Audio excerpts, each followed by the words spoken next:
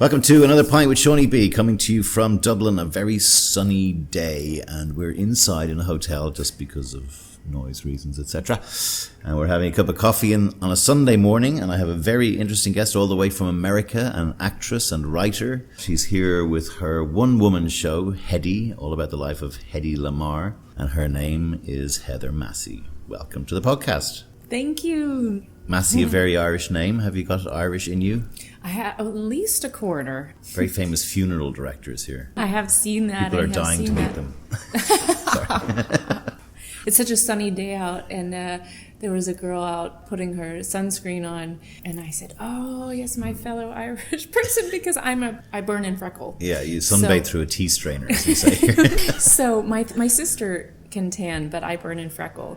So it's lovely to be here amongst the burning frecklers who understand my plight. Do you know where your Irish ancestry is from, or have you done research on that? Yeah, my great-grandmother was from Ballybunion. Oh. And she came over to the States and married my great-grandfather, who was an O'Mara, but we're not sure exactly where he came from. I think he was second or third generation in the States. And have you been down to Kerry? Yes, visited cousins down there. I'm from down there, on my mother's side, yeah. So I love it down there. It's my favourite part. Dingle, Connor Pass, all that sort of stuff. Yeah. So you're here with, we'll probably start with what you're doing at the moment. Yes. Let me maybe work back to how you got to what you're doing at the moment. You're doing a one-woman show that's been reviewed and awarded all over the world. And you do it on your own. Yes. So there's this famous Hollywood starlet who's Austrian, born in Vienna, I think, and her name was Hedy Lamarr. Or more properly, Hedy Lamarr. Hedy Lamarr. She does all the accents here. We're probably gonna get a bunch of Austro-Prussian accents coming on the show. Yeah. So she was a famous starlet in the 20s and 30s at the start of the golden age of Hollywood. She was one of the most beautiful women in the world, but she had a backstory. What is it? So she had a lot of interests. One of them and a was lot of husbands. And a lot of husbands. And a lot of phases to her life. Well, the thing was that, yes, she was a famous Hollywood film star, mostly the 30s, 40s, and 50s, so spanning World War II. She was known as the most beautiful woman in the world, so when people were stunned by her beauty, literally speechless at times, they didn't really look beyond that to see how intelligent she was. So she was the most beautiful woman in the world, and everyone thought she was, because every woman who's beautiful is supposed to be dumb. Dumb, right. Her only purpose is to look beautiful. Yeah. And what was the line she used? Any girl can be glamorous. All you have to do is to stand still and look stupid. Yes. Yeah, so the thing was that she really did know how to think. When she was quite young, her father really fostered her interest in how things work. Her son Anthony still has a music box that she took apart to see how it worked when she was young. She wanted to know how it worked, so she took it apart and put it back together. That music box plays into the key to her invention. That's the really interesting thing that we're going to get to later. She was born Hedwig Eva Maria Kiesler, and her parents were Emil Kiesler, a banker, and Gertrude Kiesler, who had been a pianist. She sort of gave up her concert pianist career, what would have been, in order to have a marriage and family. So Hedy had this brain that could analyze things and understand them. So at one point in Vienna, her first husband was Fritz Mandl, and he was an Austrian arms dealer, third wealthiest man in Austria, and was basically a trophy wife. She had already appeared in film, but he didn't let her act anymore. There was an orgasm scene or something he wasn't too happy about. Right. So she had appeared on stage and in some films, and was very bold in getting what she wanted. She just walks into the movie studio and asks for a job. And so the film that you're talking about is Ecstasy, a Czech art film that was right when sound came into picture. So there's dialogue, but very little of it. So there is a scene where she runs through a field naked and swims in a lake, and she's spied. So her name is Eva in this, Eva. And Adam is the character who spies her, right? See what they did there. Yeah. And so she's a very young bride in this, and she's just married an older gentleman who's impotent. So she's excited for the wedding night, and he just falls asleep in the loo, I think. Right. So Adam spies her swimming naked in the lake, and then they have a liaison because she's feeling very neglected in her marriage. Mm-hmm. There's a scene of, it's very artistic and I feel non-literal in terms of anything pornographic, I think. Well, we were in the 20s or 30s now, are we? Yes, so she was about 17. She was born in 1914. It was the first depiction of female orgasm in legitimate film. Is that right? Yes. Wow. I mean, she has all her clothes on. There's no motion involved. A shot of her face, basically, and her arms. Because the story is that the director wasn't getting what he wanted, so he took a safety pin and poked her in the bottom to get the reaction that he wanted. Yeah. We're here to talk about you rather than her, but she got to America somehow. She became a Hollywood starlet. Yeah. Now, just paint this, which, anyone, I suppose, who might know anything about movies will have heard of her. She's certainly up there with Marlene Dietrich and all these kind of Europeans who went over there, right? Mm-hmm. But tell me a bit more about this backstory of hers that she had, that she was secretly an inventor, and right. She was, she got from her, as you said, from her father. So she escaped this somewhat oppressive marriage in that she wasn't able to do the things she wanted to do. She was basically a trophy wife. She had a lot more ambition than to just be Fritz Mandel's wife. So there's a fantastic story about her escape and journey to Hollywood and her getting a contract with Louis B. Mayer at MGM Studios. Mm-hmm. Once she's in Hollywood and the war is ramping up, World War II, she's very concerned about especially children being killed while they're being shipped out of the cities that are getting bombed. Yeah. When they're being shipped to safety in other countries, but get killed by a torpedo as they're going to supposed safety. So she drew on the knowledge that she had picked up while being married to Fritz Mandel. It was all the buyers of ammunition, all the world leaders were coming in and having dinner parties, and she was just to sit there and look pretty.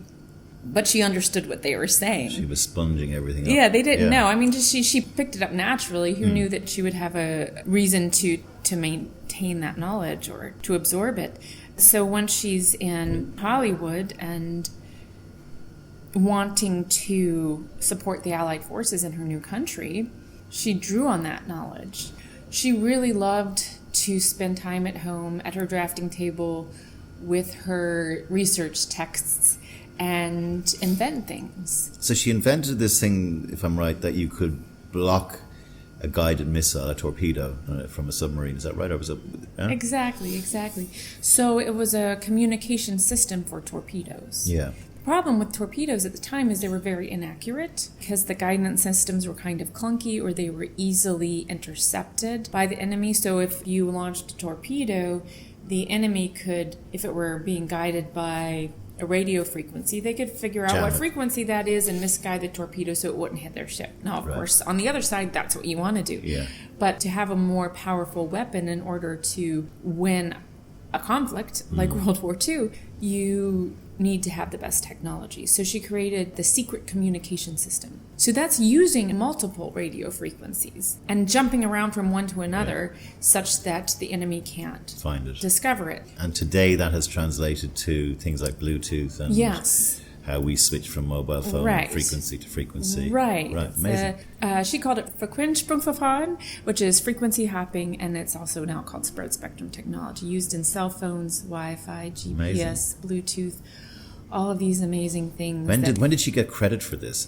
1997. Right, and she died in 2000. 2000. So January just before 19th, she died. 2000. Yeah. She finally got bestowed this. The patent was in 1942. And she died kind of a bit reclusive and over made up from Botox and everything and plastic surgery and she wasn't appearing in public. She was talking to people on the phone only, right? Yeah, she spent a lot of time on the phone. But she's become this kind of, dare I say, feminist icon. That's part of my mission. Yeah. But that's only happened really since her death. Is that right? Since after her death. Okay. I mean, it's been her son Anthony's mission for people to know his mother's story, and finally that's happening. Right. Did she get money from this? Not No. a cent. She and her co-inventor, George Antile, we can get to him in a minute. He was a piano player. Yes, right. an avant-garde composer. And they gave the patent to the U.S. Navy to support the war effort. And the Navy shelved it. They couldn't understand the concept. It came from a Hollywood star and a composer, and what do they know about anything? So this arrogance of how could this be worth anything led it to just sit there until the late 50s. The patent was still in effect at that time, so they should have gotten some compensation, but they didn't know it was being used. And then it was used during the Cuban Missile Crisis. The way I say it in the play is once Khrushchev learned that the United States torpedoes were foolproof, he announced that the Soviet Union removed their missiles from Cuba. It was also starting to be used, I believe, in the other communication systems at the time. So the patent was declassified in 1985, which I believe is when it started being used in the technologies that we're now using today. I believe that that's sort of the advent of how we have all this mobile technology, wireless technology that we're using now. Yeah. So you've created a one-woman play about this. There's 33 characters. You play them all. You come out dressed as a 1930s starlet, and you change from New York booking guys to Hollywood guys to Austrian Hungary guys. You have 33 different characters in it. Yes. How did you get bitten by the Hedy bug? Oh my goodness. Okay. So this whole story goes back to the story of my life, which goes back to third grade. Great, let's go back to where you're from, Virginia, right? I'm from Virginia, yeah. And what sort of a family were you born into? My parents had done so many different things. Right. When I was young, my mother was working as a registered nurse at the time. She founded the nursing program at Radford University. And my father... He started in aerospace engineering and ended up getting a business degree before being drafted for Vietnam. And when he came back, he got a master's in art. Wow. And became a professional photographer. He and my mother, this is what I really remember from my childhood, he and my mother had a freelance photography business, Massie Photography. In a lot of ways, I grew up as a starving artist, and I still am one. Right. But I try to focus on the artist part, not the starving part. And are they still around, your folks, and together? Yes, and yes. Okay, great. So they both also were television news reporters for a time. My father went on to be a university photographer for Virginia Tech in Blacksburg, Virginia, which is where I grew up. Okay. And then he was the media supervisor at the veterinary school, the Virginia Maryland College of Veterinary Medicine. So it sounds like you have parents who are not afraid of jumping careers or changing into new things or taking on new challenges and stuff like that. Especially my mother. My mother, that's just the tip of the iceberg for what my mother's done. Yeah. She headed a chapter of Make Today Count, which is for bereavement for people who've lost loved ones. She founded the New River Valley Hospice, a nonprofit hospice, to help people who are dying. Ended up getting a doctorate in public administration. She worked in Washington, D.C. for a bit, writing policy, and she was in New York City for a year with the Commissioner on Aging. She is an interfaith minister. Wow. Okay. There are lists and lists. And was she, when you were growing up, was it a happy childhood that you had when you were growing up, or were they very strict, or were they? It was a mix of a lot of things. Don't have to talk if you don't want to. You can talk about something else. No. I just, you have thoughts, and something made me be emotional for a moment. Okay. I am an actor, so my emotions can be right there at the front. So I feel like there was a lot of love there. There were also things that made, every parent has things that have happened in their own lives that are challenging when facing being heads of their own family. Right. So, I will say some of those things were challenges for all of us. Yeah. But I definitely knew and know that they love me very much. Yeah. Well, how many brothers and sisters have you got? The sister One here. Sister, the sister is here. Dr. Shannon Chance. And were you the youngest? I'm the youngest. Okay. Yeah. So my upbringing was very affected by the Irish Catholic side. Mm-hmm.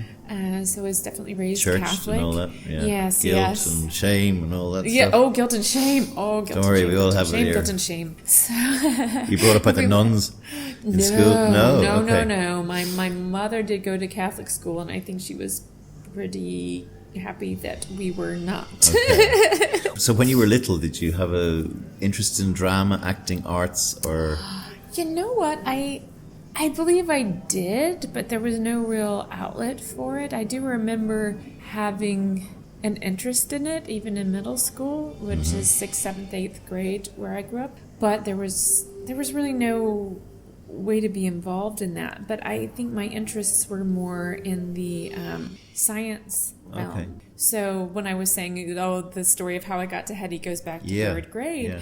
In 3rd grade, when I was about 8, I decided I wanted to be an astronaut or an inventor. And I think the 3rd thing was work with animals. There were 3 things. And I basically, I knew work with animals would be hard because being a veterinarian, you have to be able to put animals to sleep when the owner says yes, even though they, I would have problem with that. And my role model for inventor was white man, of course, Thomas Edison. So that's why I'm trying to change that by putting Hedy Lamarr's face there instead in the minds of young people and older people as well. I really settled on astronaut. The space shuttle program was really going strong at that point, and it was really inspiring to me in the same way that the Apollo program was inspiring to generations before. Yeah. So I really focused on my science studies. Even though I had interest in theater, I didn't think it was something I would do. I would see actors being interviewed on Tonight Show and whatnot. Oh, I always knew I would want it to be an actor, blah, blah, blah. And I had this stupid notion of, well, okay, but when you want to do something useful, which is now very ironic and it's hard. misled at that point. I'm like, I thought the sciences were the only place where you can make a real difference, and I know that's not true now. Well, also a lot of people, when you say you're being an actor, want to be an actor, they don't take you seriously. It's in a lot of ways you can look at that as someone who is very self-involved, but it's really not. I mean, it's really more about giving of yourself, and it's about being vulnerable and showing the human condition, so that other people can process life through your work. There's so many things that art does. So when did the pendulum start switching from science to more the arts and humanities? In university, I really focused on science and math. Where did you go to university? I started university at the University of Virginia in astrophysics. So it's not rocket science, or it is? No, well, it's basically physics. So astronomy is a branch of physics. But you're still thinking, I want to be an astronaut here, right? Oh, yeah. Okay, great. Oh, yeah. So did you finish that course then? No. No, okay. Was it hard? Well, yes. And I was doing well, but this is the part where I don't always tell people. I sort of had a crisis of...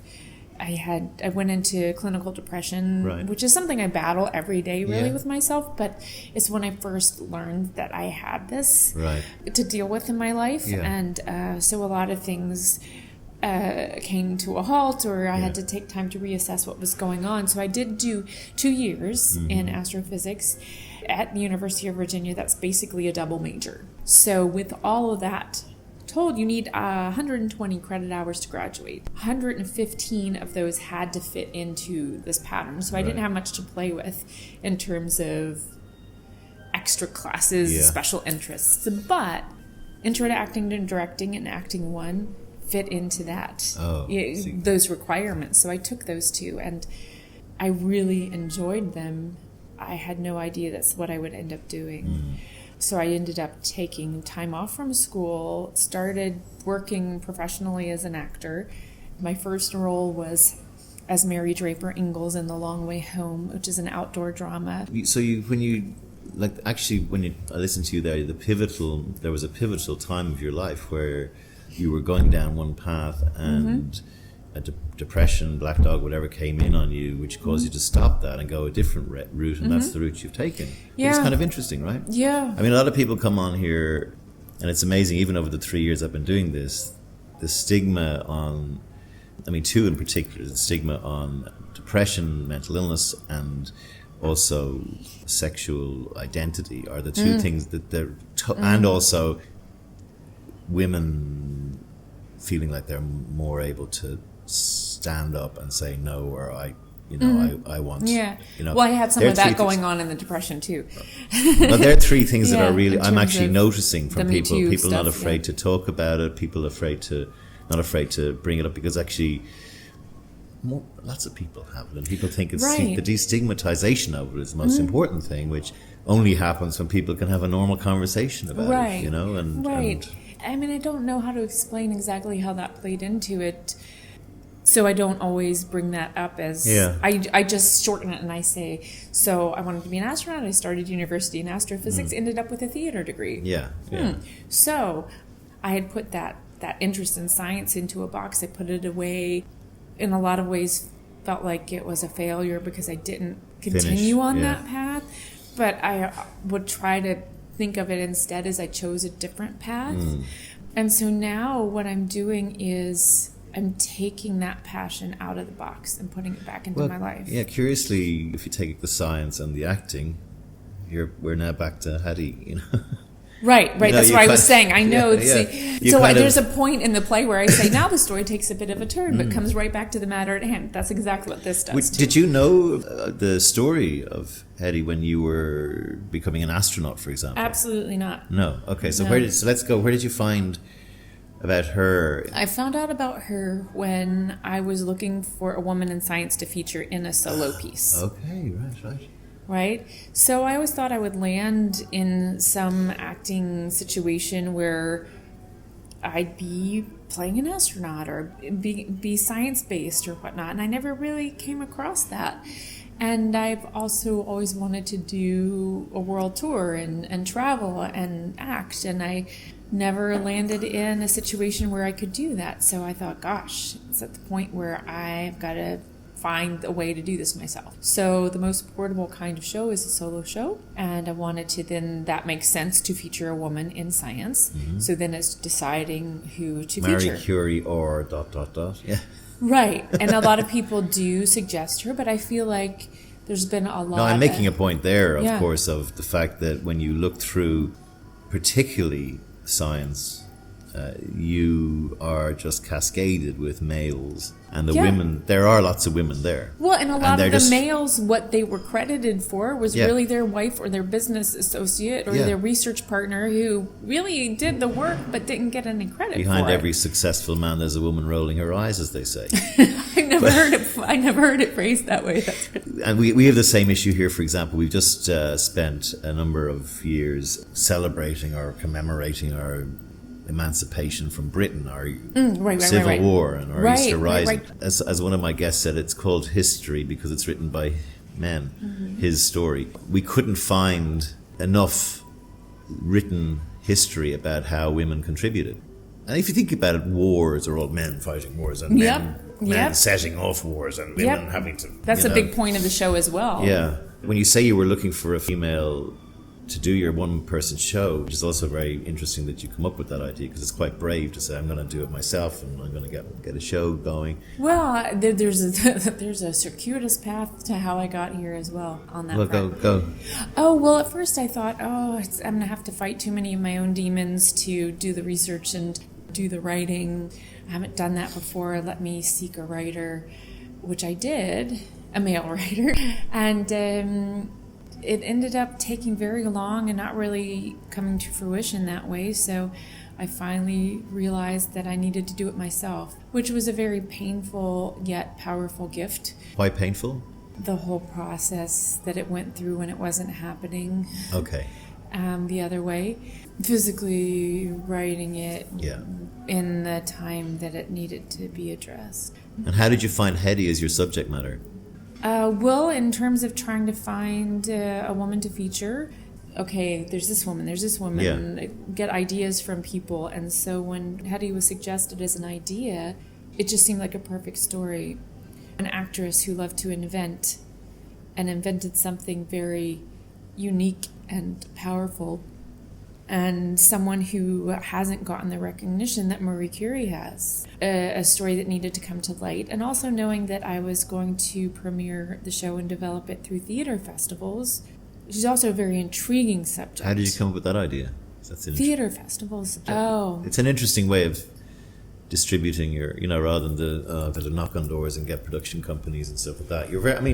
What's interesting about what you did is you almost did the sort of Goodwill Hunting version of getting your own acting career off the ground, right? Matt Damon and your man wrote the whole screenplay and made sure they were in it. Sylvester Stallone did the same with Rocky. He was not getting any acting parts, so he writes Rocky, and he demands that he's the lead actor in it. And you've written something for yourself and come up with a way of getting it out in front of people, which is very intriguing. And did you was there a?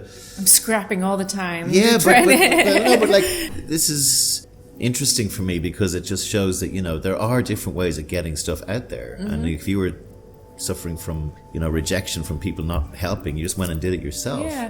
I was working. I've always been performing. It just wasn't in that, I never got the international tour. I haven't been on Broadway, but I've performed a lot in New York, and I feel like I'm really redefining what I feel success is. From what to what? Well, going back to the switch from astrophysics astronaut to acting, I feel like they're very similar. People think they're very different, but I feel like they're similar in that they both try to seek answers to the same questions from a different viewpoint, but who are we? Why are we here? All of these meaning of life questions, right? Yep. Science and art are trying to answer those same questions as well as religion from different viewpoints. I don't usually put that one in, but it's true. So, and I also feel like being an astronaut, being an actor, they both involve a transcendence of normal existence. So you were saying you had to redefine success for yourself. Success. What was that? Because most people think of it as you're in a major Hollywood blockbuster, or you're in, a Tony-winning play, which that would be a dream. It's not over yet. No. It can happen. It will totally happen. Yeah, I bet it will. Very much so. But, because you're an actor, the stereotypical response people might get is, "Oh, what have I seen you in?" Right. So, of course, that means you must have been... You have a very substantial list of credits. Oh, I do. You were in The Good Wife and stuff like that, right? I did a small work. But they still count. They still count. I mean, you've got a very long... I need to update that CV. I haven't updated that one in years. You can find a link to Heather's website on the blurb of the podcast too, so have a look at that. heathermassie.com, Massie.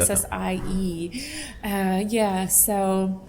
All right, so you wrote this thing, you found Hedy, and... I was trying to get to the success. Yeah, success, right. So somehow this show has really brought my life into focus, really given me a specific purpose, and is helping me do work that I feel is very important, especially in inspiring young women in science and technology. So even though I'm not directly working in science and technology, I can be working in the United States. I've been going to many communities in South Africa and in Zimbabwe, and hopefully giving young women and everyone the courage to work toward their passions. Yeah. And especially for the young women, say, in South Africa and Zimbabwe, where they might get a lot more discouraging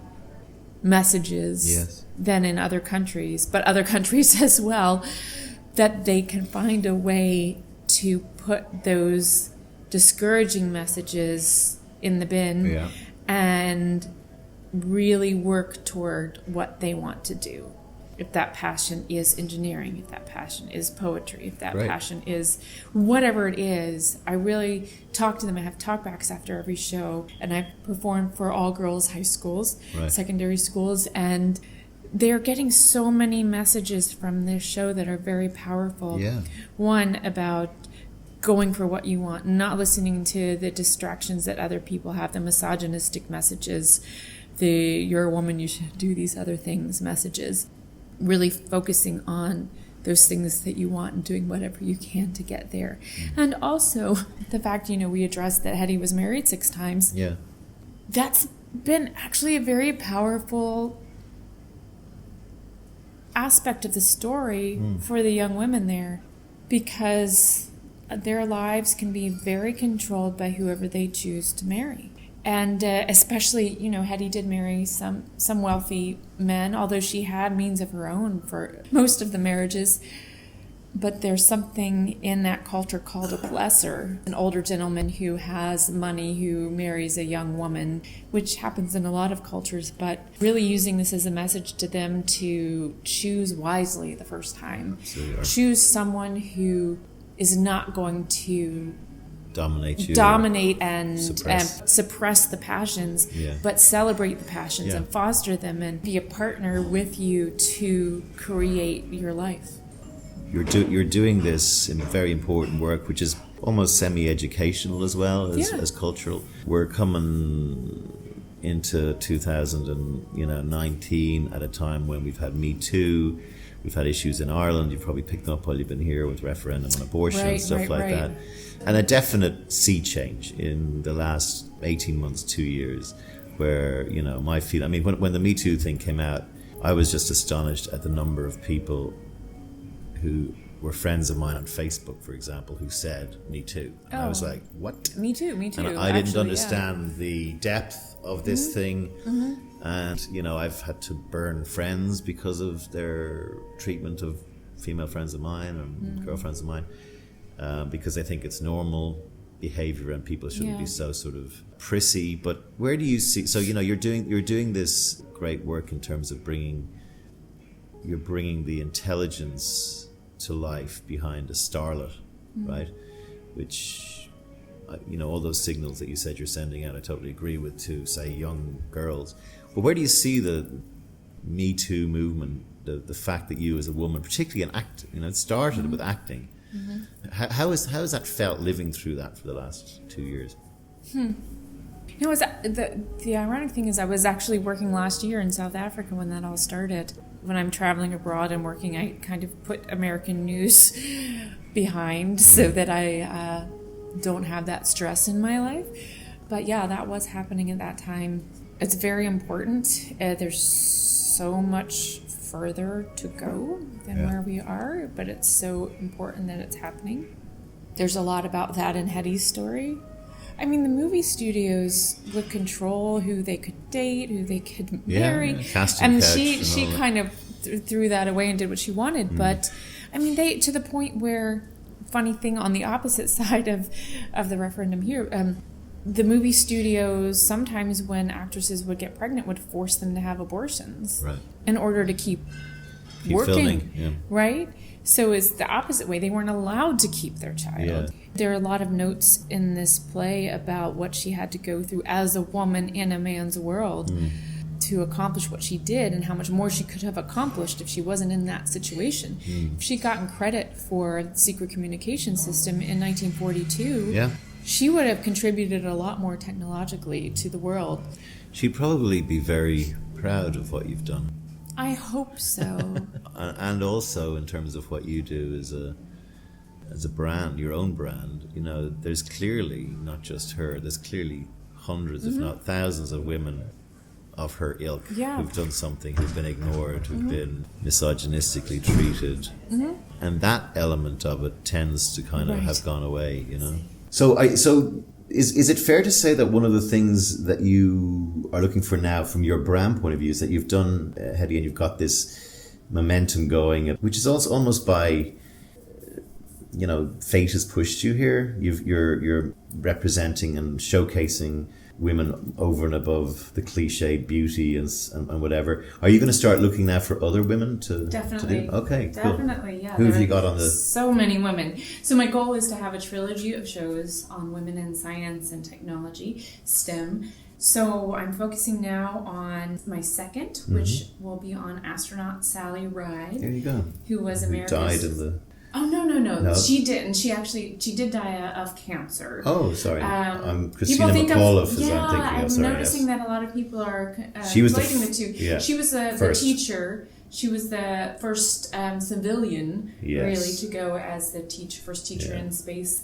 And, McAuliffe was the lady who died, I Krista think. McAuliffe, yes. Yeah. And Sally Ride. I guess they've had similar hairstyles at that time. They're a bit similar, yeah. So perhaps that's why people think that it was she that died on the Well, this is the perfect one now. It's astronauts and acting, yeah. Yes, but actually Sally was very important on the teams that investigated both the Challenger and Columbia disasters. She was on one of the only people on both of those teams. So you're going to write a similar one-woman play based on her life. Okay. It'll have a different flavor because it's about a different person.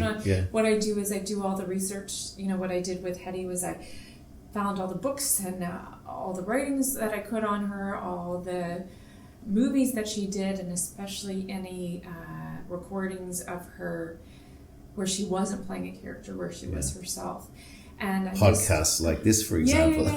I just saw how that all spoke to me and all the interesting bits, and so I'll do that with Sally as well, which I think I'm going to title Flying with Sally Ride, America's First Woman in Space. Great.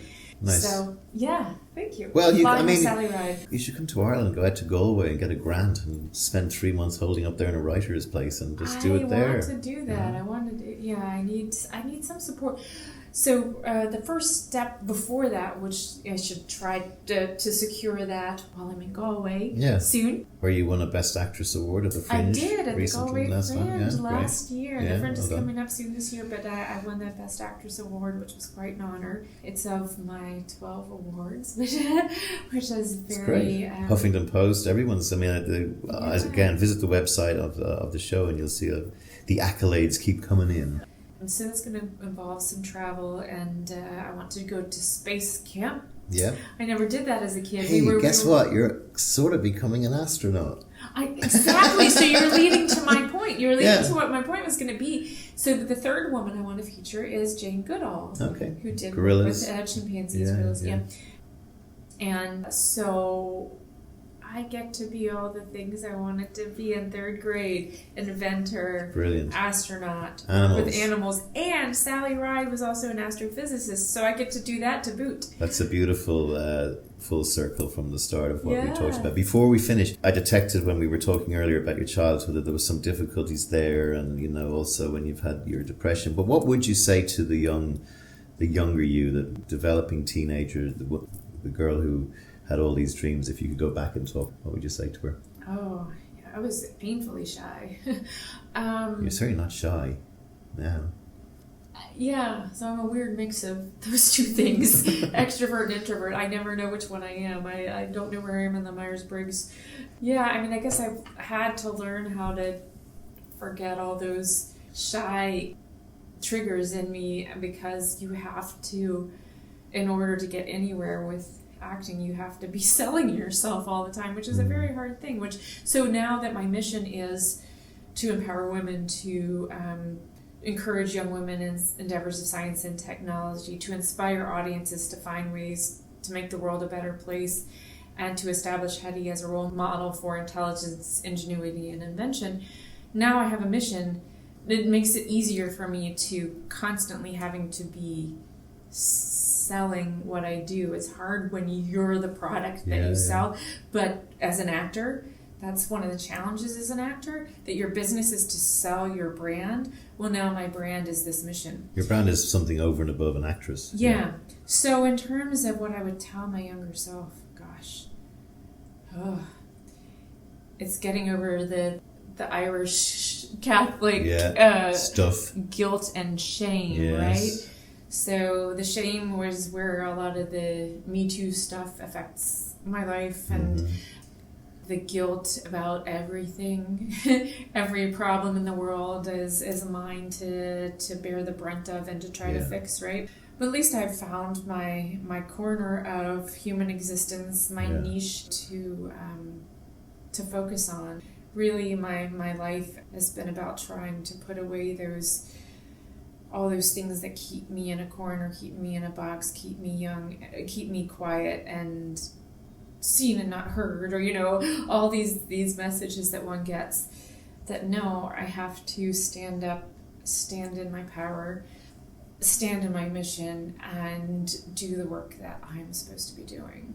Heather Massie, a very inspiring story. Thank you very much for coming on A Pint with Seaniebee. The best of luck with the next two. I'm looking forward to the astronaut and the animal rights and all that sort of stuff. And keep doing the good thing and keep fighting the good fight. Yes. Thanks. Thank you very much. It's been quite a pleasure.